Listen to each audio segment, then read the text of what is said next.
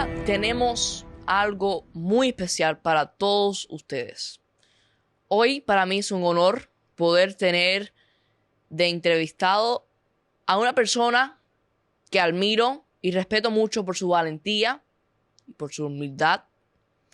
Esta persona se llama Roberto Pisano y estuvo 18 años de preso político.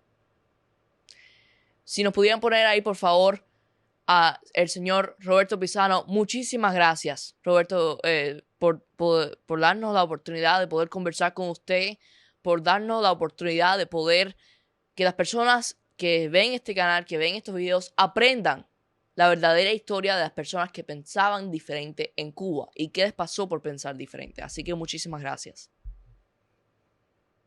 No, el que me siento satisfecho soy yo de poder hablar con un jovencito como tú, que me llena de orgullo ver que lo que el camino que nosotros hemos recorrido no va a quedar en vano, que tenemos relevo en esta lucha.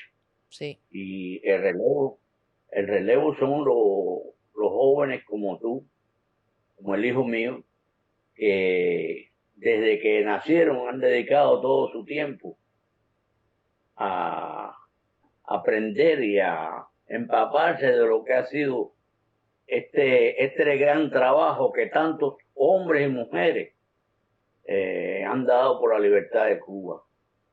Yo vi morir miles de hombres en los pabellones de fusilamiento en Cuba. Decenas de miles de hombres y mujeres en las prisiones que lo entregaron todo porque Cuba fuera libre nuevamente. Exacto. Y en este momento ya nosotros estamos en una etapa de la vida ya, como decían, en el otoño de la vida nosotros han muerto muchos de nosotros ya sin poder ver realizado el sueño de ver a Cuba libre.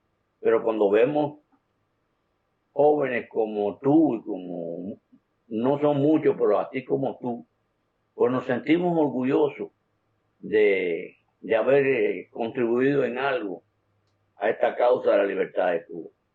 Gracias a ti, y que ojalá que el ejemplo tuyo lo puedan seguir muchos jóvenes en este país, dentro de Cuba. No, gracias a Y usted. realmente, Gracias a usted por su valentía, por que usted, aunque tuviera familia, aunque tuviera lo que tuviera en Cuba, dijo, no quiero esto para las generaciones que vienen en Cuba, para mis hijos, y dijiste, hasta aquí, y dejó todo. De verdad que es lo que tenemos que agradecerle es a usted, porque el exilio tiene que agradecerle a personas como usted por su valentía, por cosas que muy pocos hombres han hecho, muy pocos hombres de ahora, pero antes muchos de ustedes se levantaron porque supieron desde el principio que lo que estaba proponiendo ese dictador de Fidel Castro no servía. Usted nació el 11 de julio de 1938, entre 7 hermanos y una familia muy humilde. Cuéntanos sobre su niñez, su infancia, su juventud. ¿Cómo fue eso?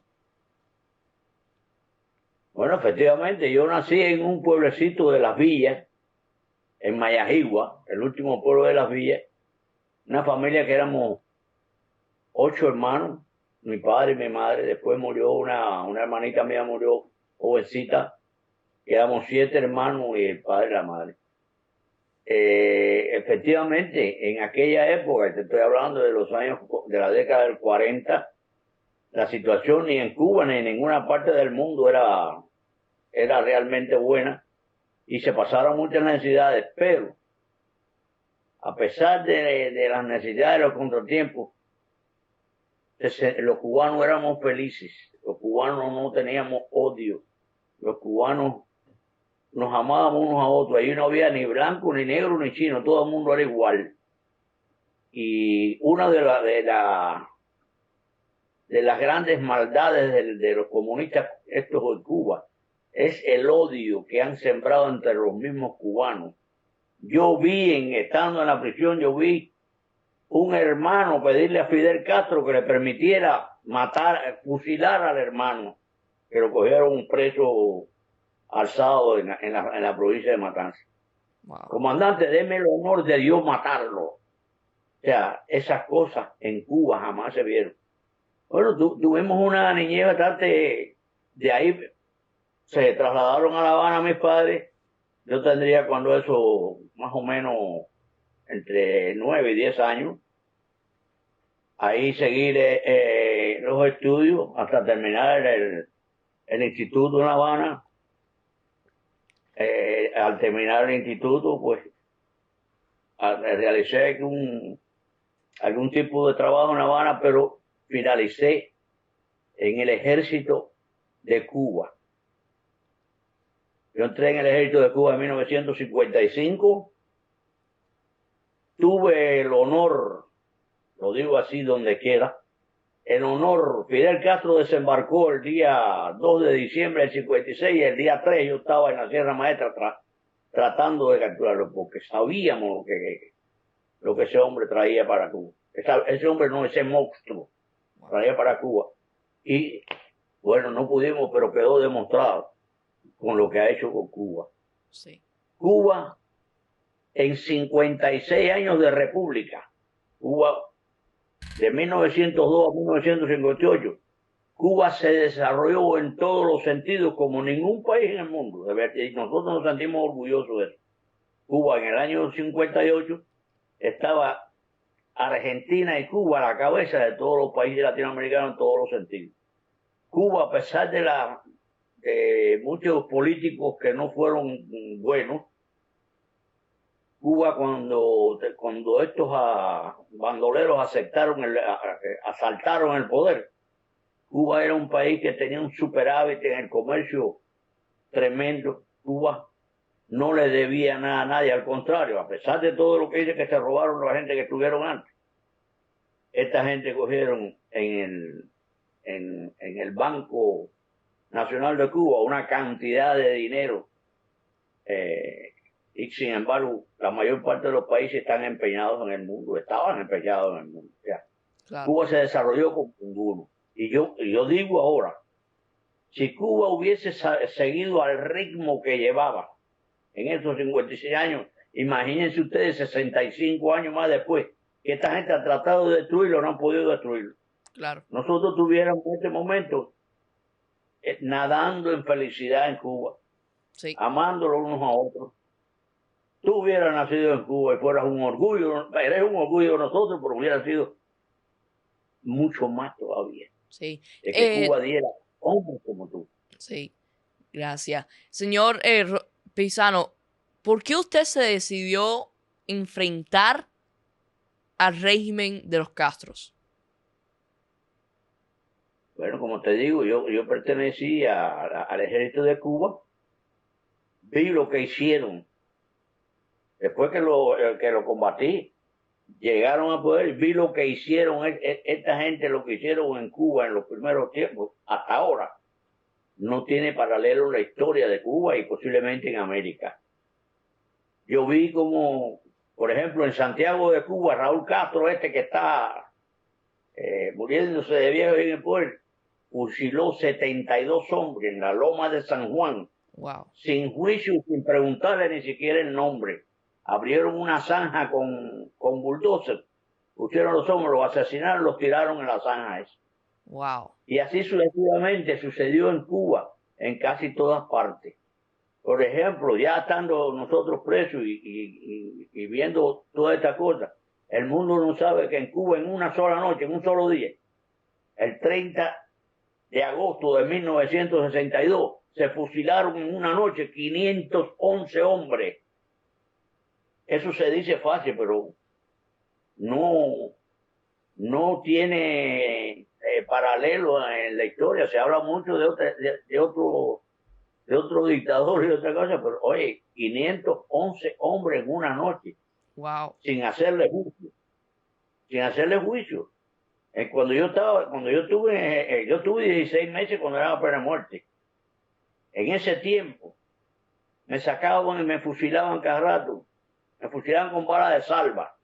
O ellos hacían que querían aterrorizar para que tú Claro. hablaras y contribuyeras a destruir el trabajo que habías hecho y que estabas haciendo y que estaban haciendo otras personas. Y así lo hacía. Por ejemplo, una noche de esa que yo estaba en la prisión, en esa situación, llegaron, me sacaron con las manos amarradas, cuando montaron un camión, habían 7 hombres y 8 cajas de muertos. Wow. Nos llevaron a un lugar que le dicen la cantera del Capiro, en Santa Clara. Nos bajaron allí y uno a uno me fusilaron los 7 hombres delante de mí.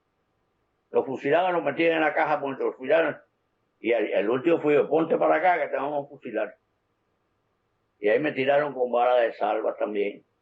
Y me dejaron porque ellos parece que tenían la esperanza de que yo contribuyera a deshacer lo que nosotros estábamos haciendo. Sí. Y nunca lo tuve, ni el grupo que estaba conmigo, ninguno de los que estuvo conmigo contribuyó a que ellos terminaran con lo que nosotros estábamos haciendo y los que habían quedado en la calle estaban haciendo. Sí. Y así yo te puedo contar infinidad de cosas que esta gente hicieron. Sí. Eran Entonces usted, sí, entonces usted nos estaba diciendo que usted, después de Fidel, se había alzado de la Escambray también, ¿verdad? Sí, nosotros empezamos a unirnos en la lucha esta en el año 59, en los primeros 6 o 4 meses del 59, y empezamos a hacer algunas cosas. Llegamos al año 60. A final del año 59 se creó el MRR en Cuba, que fue un movimiento que se hizo con oficiales que habían luchado con Fidel Castro. Ahí estaba Manuel Artime, que fue jefe de la invasión de Playa Girón. Estaba el comandante Jorge Sotú, que estuvo preso con nosotros, y después lo asesinaron aquí en el exilio, lo asesinaron en Puerto Rico. Entonces formamos el movimiento MRR y empezamos ya a organizar la lucha esa dentro de Cuba, la lucha clandestina dentro de Cuba. Se hicieron muchas cosas dentro de la isla completa, pero en La Habana muchas cosas. Y ya cuando a finales del 60 estábamos preparando, nos alzamos, estábamos preparando para el desembarco que iba a ser después, el desembarco que se produjo en Playa Girón, que fue un desastre por la forma en que lo hicieron, como fue un desastre de nosotros, que nos prometieron Villas de Castilla, nos prometieron armas, nos prometieron de todo. Estuvimos en el monte, no teníamos apenas armas que sirvieran, no teníamos comida, no teníamos alimentos, y así estuvimos alzados, y así hay alzados que tuvieron, por ejemplo, Campito, un señor que era de Corralillo en las villas, estuvo alzado en Cuba más de 5 años. Wow. Eso no tiene precedente, porque en Cuba, imagínate que en la lucha del Escambray, donde habíamos grupitos guerrilleros, esa gente dedicaron 119,000 soldados para que era parte de allí. Allí había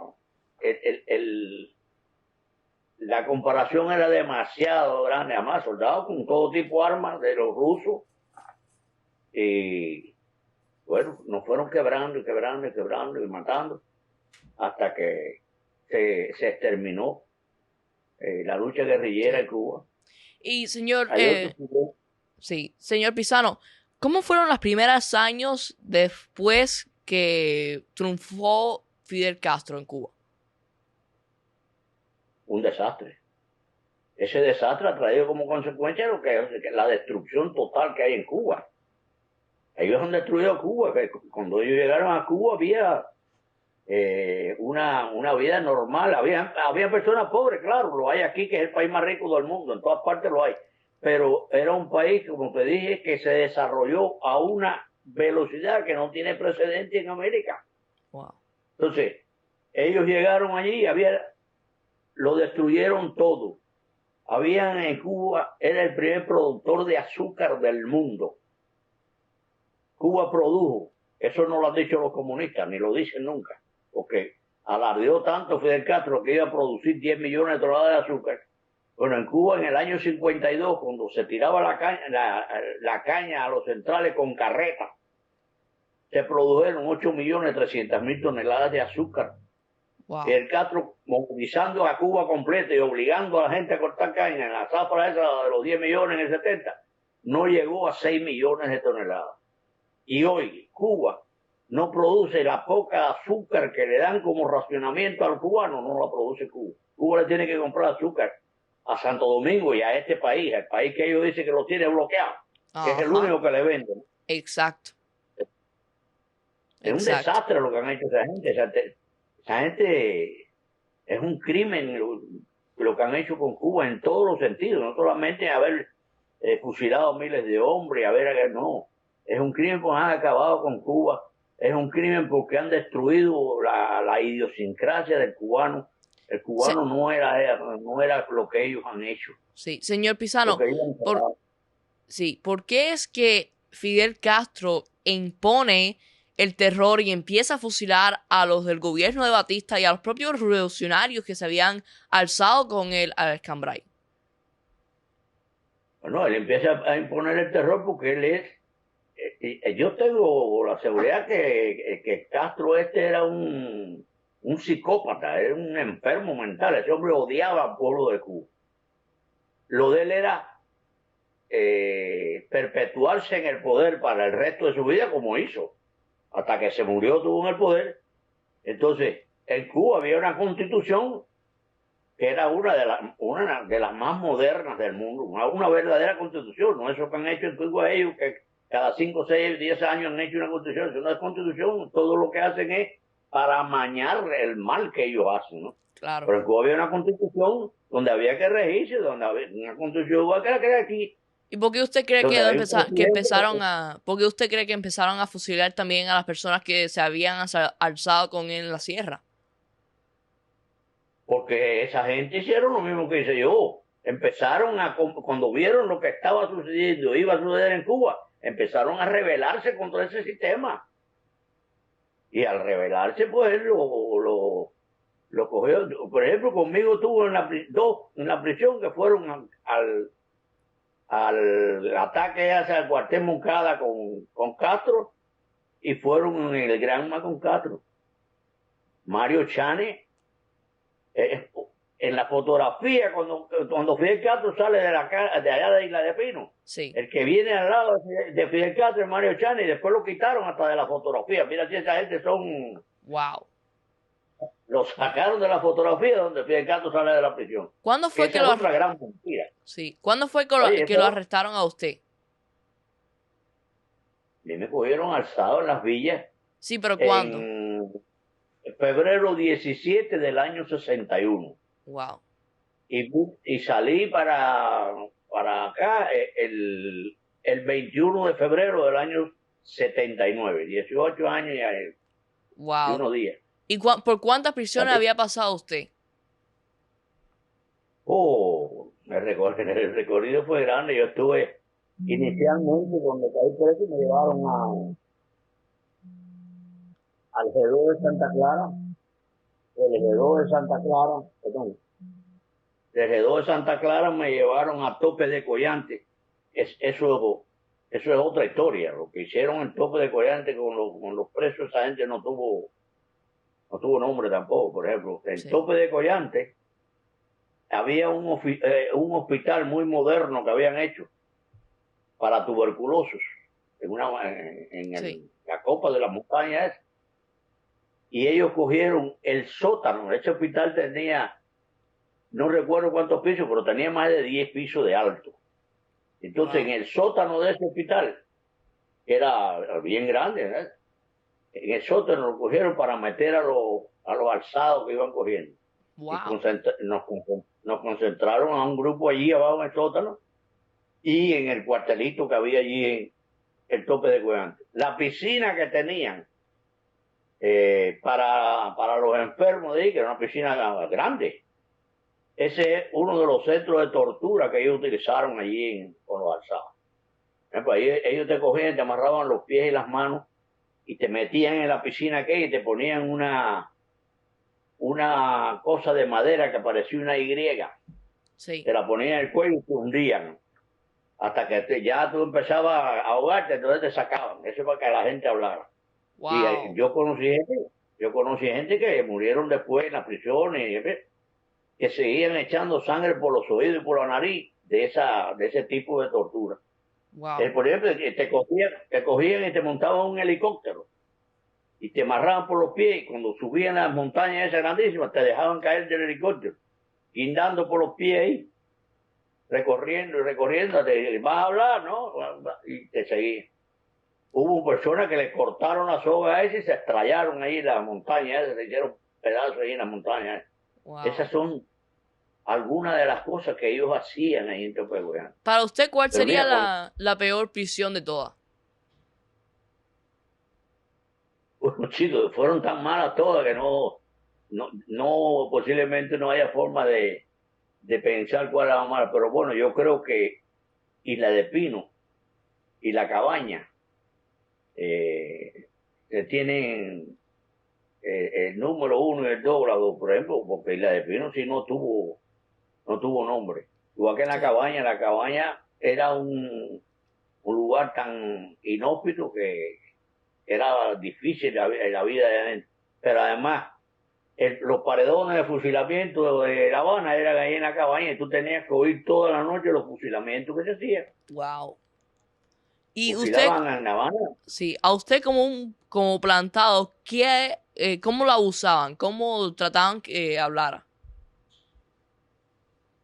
Ah, no, que estaban que hablar torturándote con todo este tipo de cosas que te digo. Por ejemplo, tú concibes, tú eres muy jovencito, tú concibes que cojan a un hombre, lo desnuden completo y lo pongan en un terreno allá afuera, en un terreno amarrado las manos y las pies así, desnudo totalmente, y te suelten dos pastores alemanes esos para arriba que parecían dos leones lo que venían.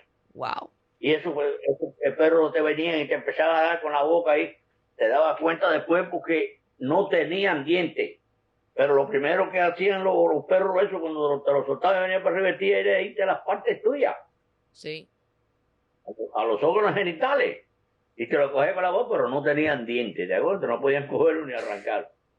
Pero eso es fácil ahora, uno se ríe, pero no es. Claro. Cuando estás en una situación de esa, no es nada fácil. Sí. Me imagino lo que usted habrá sufrido. Y no me lo puedo imaginar igualmente porque usted y todos los presos políticos lo que pasaron fue inhumano. Nada, ningún humano puede pensar que va a pasar eso por solamente pensar diferente. Claro, pero ningún ser humano, yo lo digo a la gente, nadie que sea normal puede imaginarse las cosas que son capaces de hacer los comunistas, lo que hicieron con nosotros en Isla de Pino. El trabajo forzado de Isla de Pino no tuvo paralelo en la historia de Cuba. Te sacaban de las circulares esas, a las 3 de la mañana empezaban a sacar y a fumar brigadas de esas. Te montaban en un camión, un grupo, con otro camión lleno de guardias. Llegabas al campo, hacían un círculo de guardias ahí, a matar, porque mataron un montón. Y lisiados hay un montón. Y locos, entre locos, muertos y inválidos, salieron más, de la Isla de Pino, salieron más de 600 hombres. Wow. Imagínate tú lo que fue el trabajo forzado ese. Era día y noche. Bueno, cuando nosotros llegábamos al regreso del trabajo forzado ese, que llegábamos a la circular y empezaban a llegar los bloques estos de trabajadores de las distintas circulares. Nosotros teníamos una seña y hablábamos por señas con la gente cuando venía. ¿A quién mataron hoy? ¿Cuántos hirieron? Así era todos los días. Ellos tenían un amigo que murió aquí en el exilio, el chino aquí, que lo conocen todos los presos de la prisión de nosotros, por su valentía y por su... Bueno, ese chino estaba conmigo en la circular 3. Las circulares, habían 4 circulares. y una circular en el medio que era lo que había sido el comedor como hicieron eso, que nosotros nunca, bueno, el Claro, comedor lo cogieron para la visita. claro. Pero Entonces, entonces cuando estaba, sí, ¿eh? permiso, un momentico. Entonces, usted está diciendo que usted estuvo en la misma isla de Pino donde estuvo Fidel 22 meses de vacaciones. Exacto, ¿verdad? No, pero Fidel no tuvo una prisión en Isla de Pino en ningún momento. Fidel estuvo en un salón de lo que era el hospital de Pinar del Río, digo, de la Isla de Pino, en un salón del hospital, lo Claro, tenían para él solo. claro. Y lo tenían como un rey, Ahí, lo tenían como un rey a una persona que, que había puesto bomba.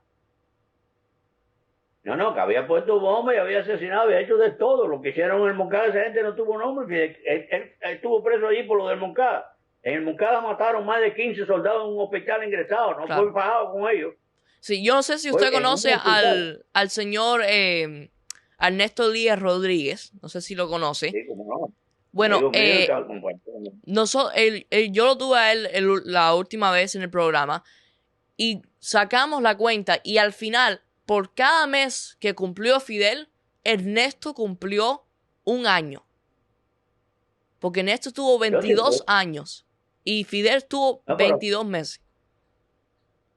no, Fidel Castro estuvo preso allí, no me acuerdo si fue 15 o 16 meses, pero no preso. Ya te digo, estuvo en un salón donde Claro, recibía cajas de tabaco, recibía la comida que él quería, todo se lo claro. llevaban allí. Él decía que él Tenía cocinaba cuando quería, lo que quería, se bañaba 2 veces al día, limpiaba y toda él la no tuvo, celda. no, él no tuvo ninguna circular de esa ligada Claro, con los, ni siquiera con los presos que participaron con él en esa operación.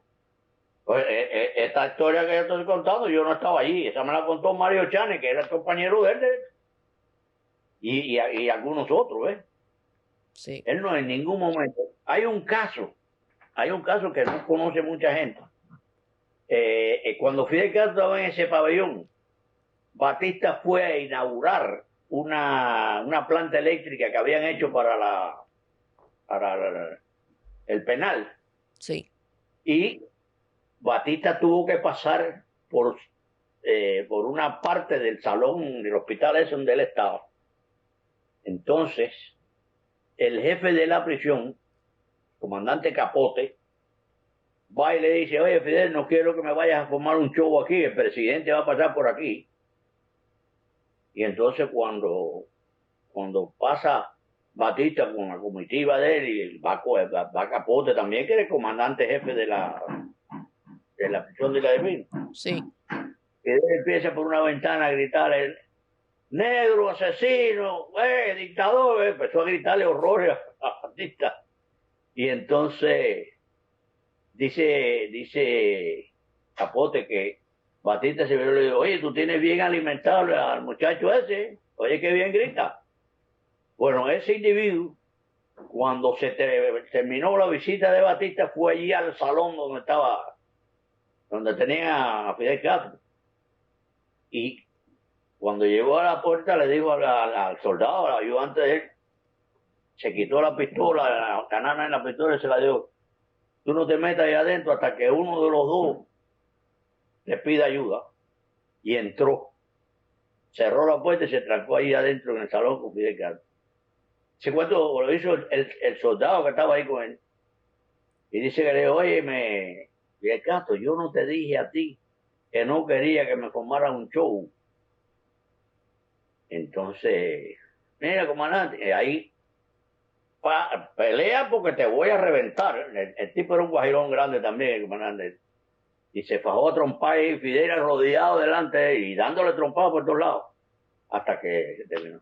Bueno, el día primero, al primer hombre que fusilaron en Cuba fue ese, porque él lo mandó a fusilar por eso. me imagino. Así es como estaba. Sí. Sí, Pisano, ¿usted conoció o estuvo cerca o estuvo alante de usted en algún momento a Fidel Castro o a Che? A los dos, por ejemplo, a Che, cuando terminó la guerra esa de la Sierra Maestra, yo estaba en la cabaña, ya yo había regresado de la guerra en Oriente, que estuve casi todo el tiempo, casi los 2 años que duró la guerra, yo estuve allí. Y ya estaba aquí en la cabaña, estaba de instructor en las escuelas de reclutas y clases de la cabaña. Clases decía sargento, cabo y soldado. Estaba el instructor ahí y el Che Guevara, en los primeros días, cuando llegó allí, fue allí. Nos tenían presos en esos días ya, presos allí en la misma unidad de nosotros. Y entonces mandó a buscar a todos los que eran instructores ahí. Llegó ahí con un mocho de tabaco en la boca y un brazo en cabrestillas a pedir que tenían que darle instrucción a esa gente. Entonces nombró como director de esa escuela que él formó a un señor que había sido teniente del ejército de Cuba, que era profesor en la escuela de cadetes, de la escuela de oficiales del ejército cubano. Lo nombró jefe de la escuela aquella. Entonces, cuando ya él estuvo ahí un momento nada más, porque metió su él se fue. Y entonces el teniente que él nombró, él se creía que era verdad, que era un nombramiento tremendo, pues entonces nos mandó a formar ahí y a darnos instrucciones de lo que teníamos que hacer para la nueva escuela de reclutas. Sí. Y entonces, a su familia, mientras usted estuvo preso, ¿le pasó algo? No, yo no tuve, bueno, lo único que pasó es que mi madre iba a visitar algún familiar o amigo y lo botaban de la casa porque tenía un hijo contrarrevolucionario preso. Wow. Eso es lo que hacían en Cuba casi todo el mundo. El miedo, el terror que esa gente implantaron fue de tal forma que hasta la familia se abandonaban unos a otros. Y como usted mismo dijo al principio, y eso ha provocado el odio en el pueblo cubano. El odio de familia a familia, de hermano a hermano, de primo a primo, por solamente pensar diferente. Eso fue lo que ellos crearon. Y ese es, yo creo que el mayor daño que de verdad que le han hecho esos comunistas a Cuba es el haber destruido eso del cubano. El cubano tenía sus características que eran exclusivas de los cubanos. Y esa gente destruyeron eso, destruyeron el amor a la familia, destruyeron el amor a la amistad, destruyeron los valores morales que tenía el pueblo de Cuba. Sí. Yo creo que ese es el crimen más grande que hay porque ya lo estamos viendo. Hay momentos que tú ves que hay dos tipos de cubanos. El que han educado ellos y que no educaron no, el que adoctrinaron ellos y los que se educaron antes. Claro. Es innegable que es así. Claro. Pero así en todo sentido, la gente le implantaron o le imprimieron el terror tan grande dentro que no hay comparación, no. Ahora volviendo al Escambray, también hubieron mujeres en el Escambray alzado contra Fidel. Cuéntame sobre la historia de la niña del Escambray. La niña del Escambray es una leyenda de la mujer cubana. Esa mujer actuó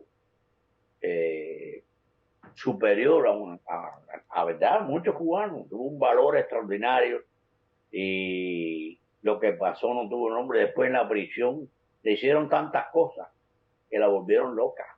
Ella murió hace unos años aquí en Miami Beach, creo que estaba, pero estaba loca, perdida la pobre.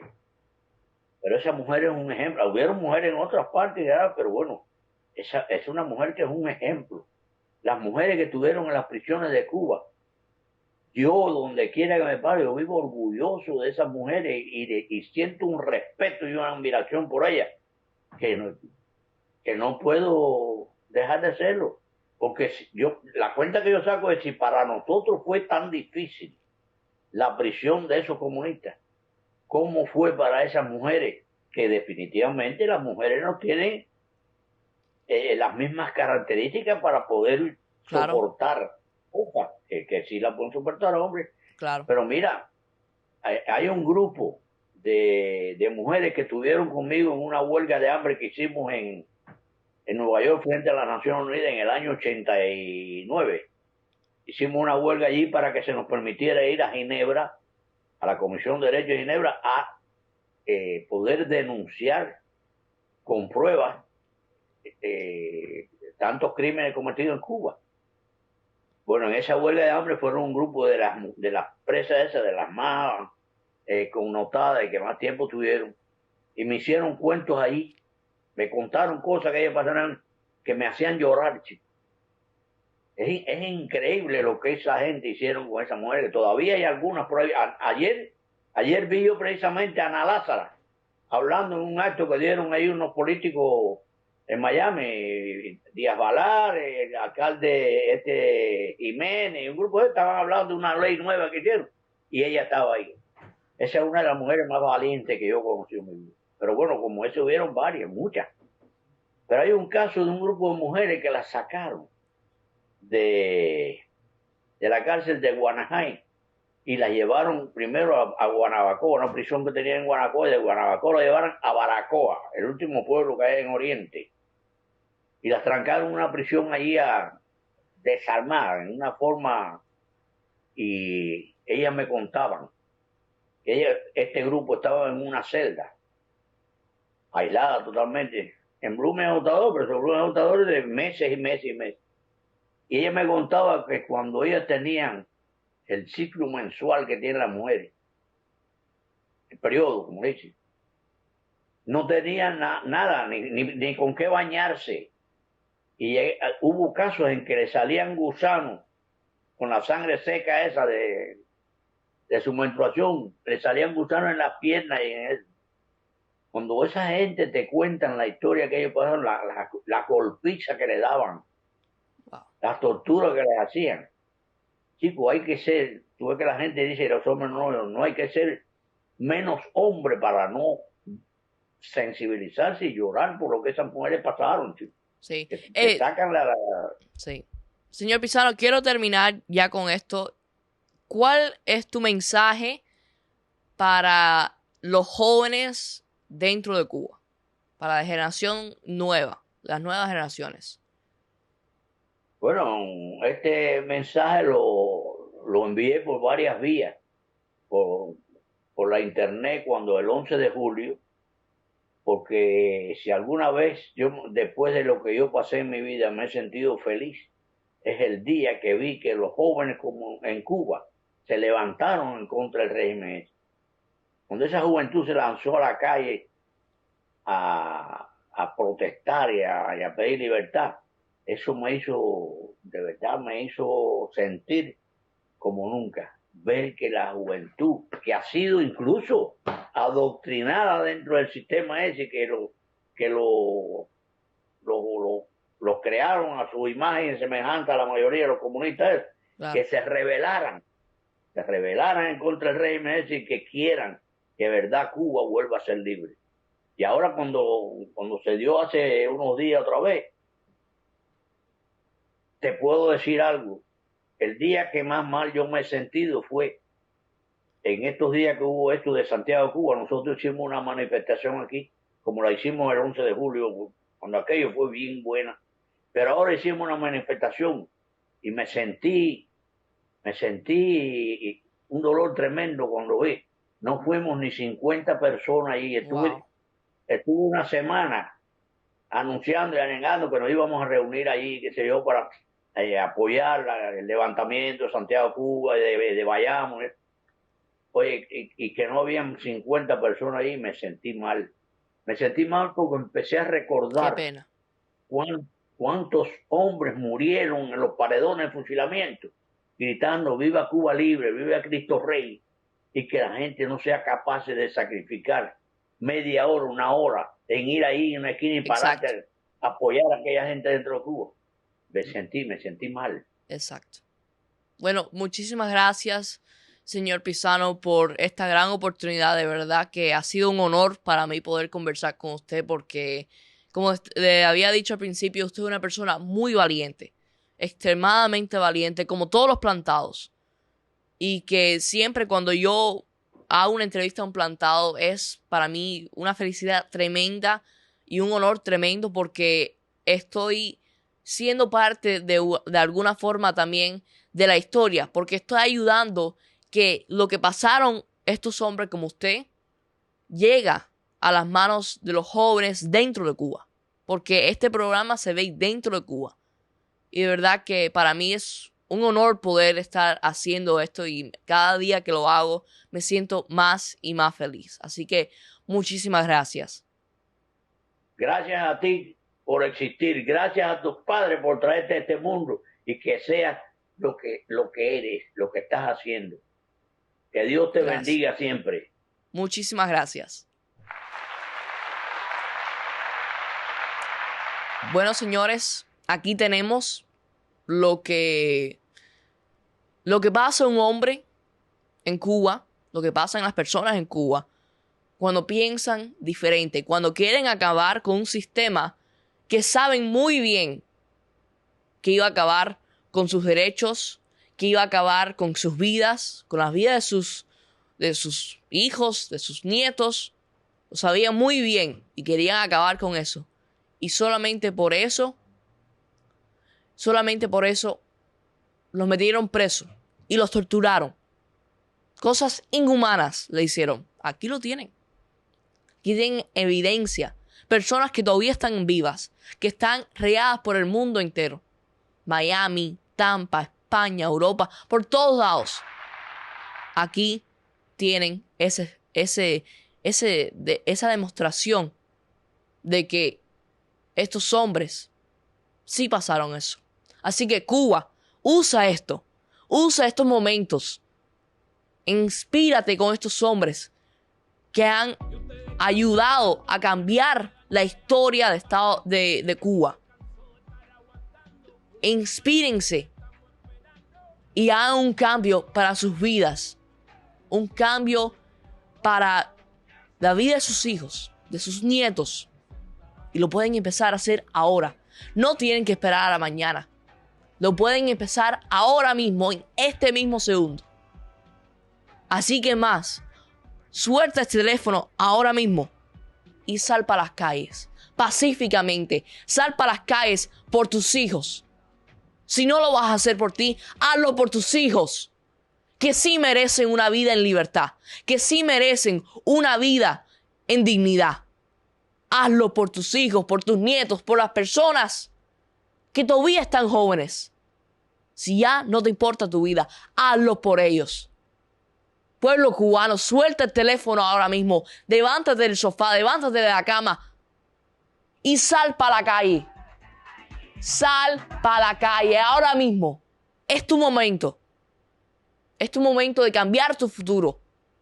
Pacíficamente, es tu momento. Es tu momento de cambiar el futuro de los niños en Cuba. Pueblo cubano, levántate. Viva Cuba libre, patria vida, Cuba primero.